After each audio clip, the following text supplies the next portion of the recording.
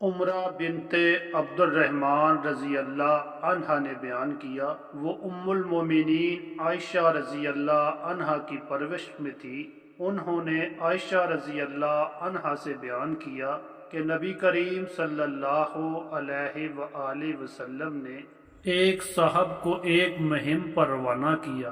وہ صاحب اپنے ساتھیوں کو نماز پڑھاتے تھے اور نماز میں ختم قل هو اللہ احد پر کرتے تھے۔ جب لوگ واپس آئے تو اس کا ذکر ان حضرت صلی اللہ علیہ وآلہ وسلم سے کیا۔ ان حضرت صلی اللہ علیہ وآلہ وسلم نے فرمایا کہ ان سے پوچھو، کہو یہ طرز عمل کیوں اختیار کیے ہوئے تھے؟